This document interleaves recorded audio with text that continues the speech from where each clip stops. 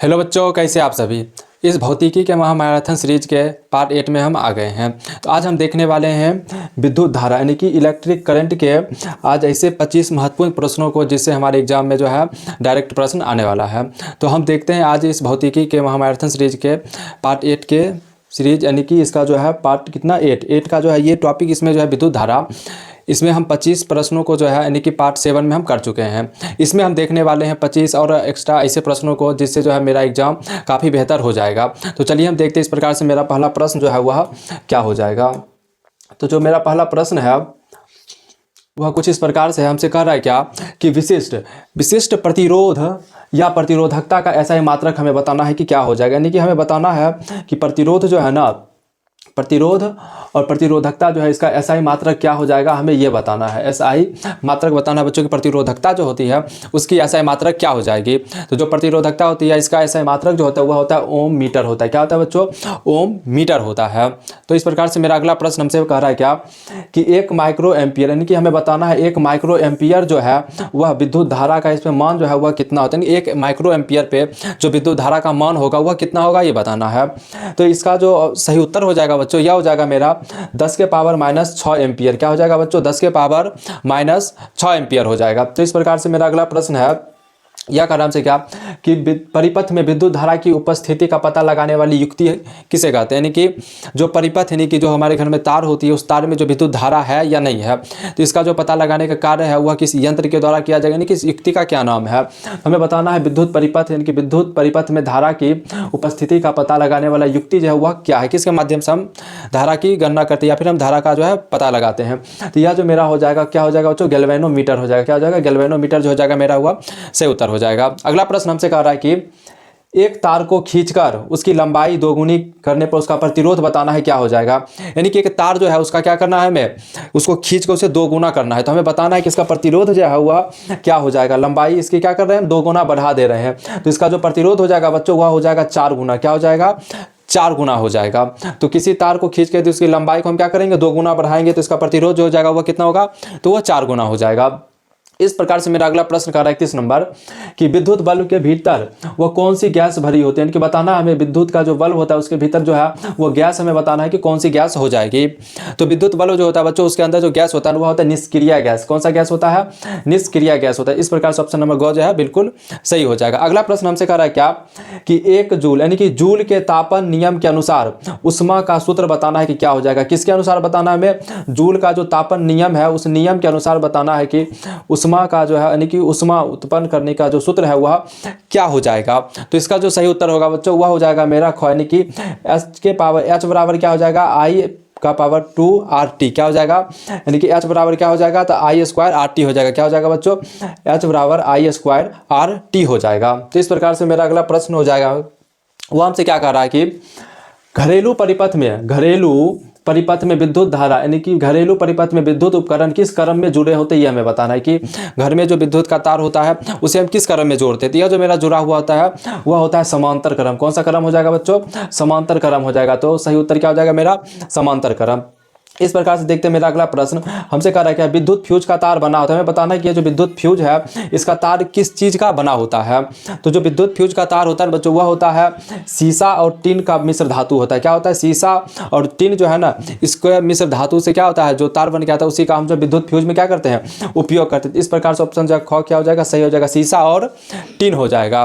तो इस प्रकार से मेरा अगला प्रश्न हो जाएगा बच्चों कराम से क्या विद्युत ऊर्जा का व्यापारिक मात्रक बताना है। हमें कौन सा मात्रक बताना है बच्चों, व्यापारिक मात्रक बताना है विद्युत ऊर्जा का कि क्या हो जाएगा, किसका, तो विद्युत ऊर्जा का जो है व्यापारिक मात्रक क्या हो जाएगा। तो विद्युत ऊर्जा का जो व्यापारिक मात्रक होगा बच्चों वह हो जाएगा मेरा यूनिट। क्या हो जाएगा, यूनिट हो जाएगा। विद्युत ऊर्जा को हम व्यापारिक मात्रक के रूप में हम किसमें, तो यूनिट में हम क्या करते हैं इसकी गणना करते हैं या हम यूनिट में मापते हैं।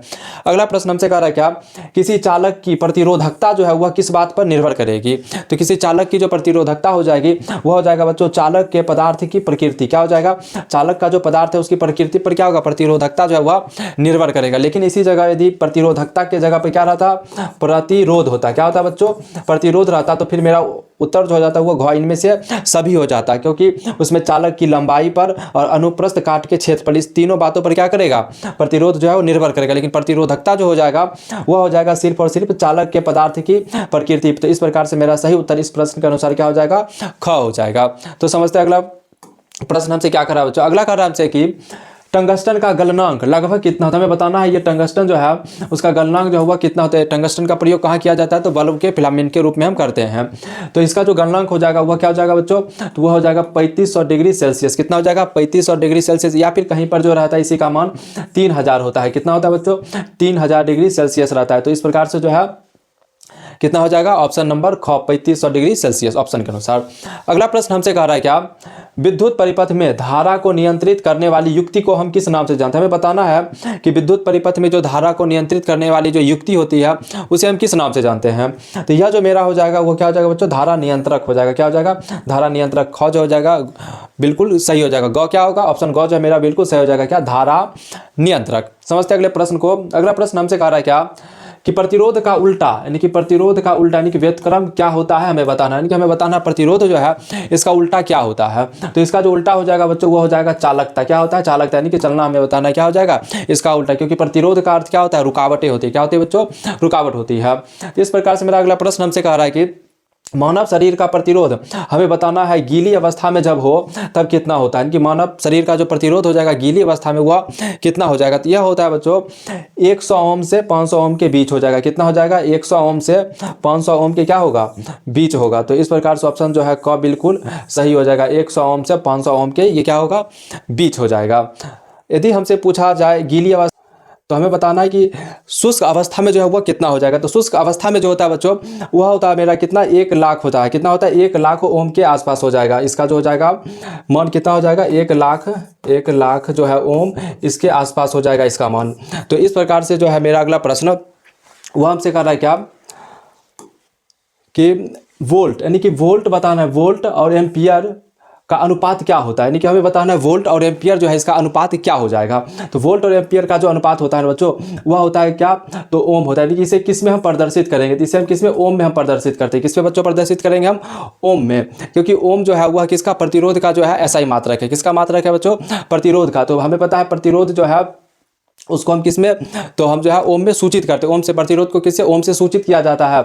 और यहाँ पर जो है हमसे पूछा गया क्या, वोल्ट और एम्पियर का जो है अनुपात बताना है कि क्या हो जाएगा। तो क्या हो जाएगा, ओम हो जाएगा। क्या हो जाएगा बच्चों, ओम हो जाएगा। तो इस प्रकार से अगला प्रश्न हमसे कह रहा है विभवांतर की माप किस यंत्र द्वारा किया जाता है। हमें बताना है विभवांतर जो है इसका माप किस यंत्र के द्वारा किया जाएगा। तो इसका जो सही उत्तर हो जाएगा बच्चों वह हो जाएगा क्या, तो वोल्ट मीटर हो जाएगा। क्या हो जाएगा, वोल्टा मीटर हो जाएगा। क्या हो जाएगा, वोल्टा मीटर हो जाएगा। तो हम देखते हैं बच्चों अगला प्रश्न यहाँ से क्या कर रहा है, 100 वाट के बल्ब को 250 वोल्ट से जोड़ने पर धारा का मान हमें बताना है कि क्या हो जाएगा। यानी कि 100 वाट का क्या है, कोई बल्ब है, तो हमें बताना है यदि हम इसे 250 वोल्ट से जोड़ते हैं तो इसमें धारा का मान जो है वह कितना हो जाएगा। तो हमें पता है कि जो पी यानी कि जो धारा हो जाएगा, क्या हो जाएगा बच्चों, जो धारा हो जाएगा देखिए आई बराबर हो जाएगा पी बटे का क्या हो जाएगा, भी हो जाएगा। क्या होगा बच्चों, पी बटे का भी हो जाएगा। और हमें पता है पी का मान जो हमें दिया हुआ कितना दिया हुआ है, 100 वाट दिया हुआ है। और जो है हमें भी यानी कि वोल्ट का जो मान दिया हुआ कितना दिया गया है, 250।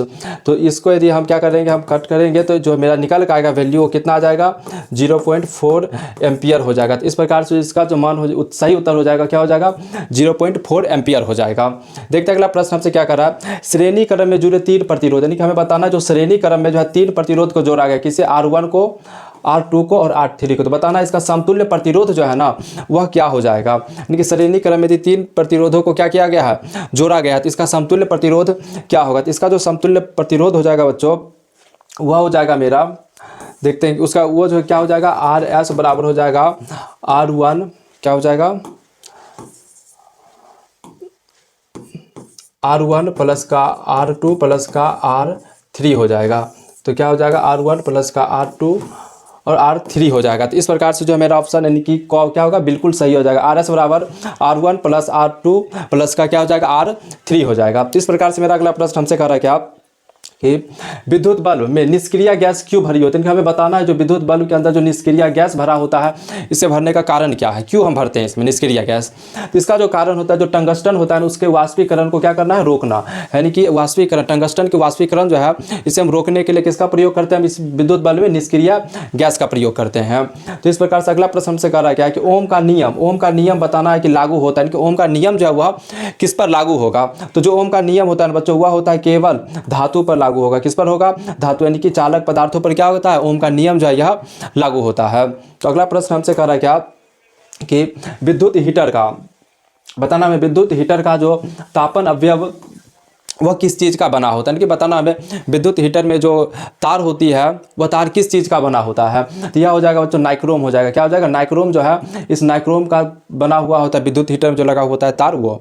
तो अगला प्रश्न हमसे करा किसी चालक में प्रवाहित धारा जो है I बराबर QT में Q है, यह क्या है, यह Q किसे प्रदर्शित करता है, यह हमें बताना है। तो यहाँ जो है Q वह जो है प्रदर्शित करेगा, वह करेगा आवेश को। किसे प्रदर्शित करेगा बच्चों, आवेश को प्रदर्शित करेगा। किसी चालक में यदि धारा को प्रवाहित किया जाए तो वहाँ I बराबर QT में जो Q है वह आवेश को क्या करता है, प्रदर्शित करता है। अगला प्रश्न देखते हैं, वह हमसे कह रहा है विद्युत ऊर्जा का ऐसा ही मात्रक हमें बताना है क्या हो जाए। बताना हमें जो विद्युत ऊर्जा है इसका ऐसा ही मात्रक क्या हो जाएगा। तो विद्युत ऊर्जा का जो ऐसा ही मात्रक होता है वह होता है जूल। क्या हो जाएगा बच्चों, जूल हो जाएगा। अगला प्रश्न हमसे कह रहा है एक मेगावाट में कितने वाट के बराबर, यानी कि 1 मेगावाट हमें बताना यह कितने वाट के क्या हो जाएगा, बराबर हो जाएगा। तो यह हो जाएगा बच्चों 10 के पावर 6 वाट के बराबर। किसके बराबर हो जाएगा, 10 के पावर 6 वाट के क्या हो जाएगा, ये बराबर हो जाएगा। इस प्रकार से जो है मेरा यह आज पार्ट 8 का सेशन क्या होता है यहाँ खत्म होता है। इसमें जो है अध्याय 4 फिजिक्स का जो अध्याय 4 है विद्युत धारा, इसमें कुल आपको जो है 50 प्रश्नों को क्या किया गया, करवाया गया है। यदि आप प्रश्नों को करते हैं तो आपका एग्जाम क्या होगा, काफ़ी बेहतर होगा। इसलिए आप इसी प्रकार के वीडियो देखने के लिए आप हमारे चैनल VGS क्लासेस को क्या कर सकते हैं, सब्सक्राइब कर सकते हैं। और इसका जो है आप कमेंट शेयर लाइक करें ताकि आने वाला सेशन आपके पास जल्दी पहुंचे और आगे जो है इस परिवार को बड़ा करने में आप क्या करें, सहयोग करें। तो धन्यवाद क्लास।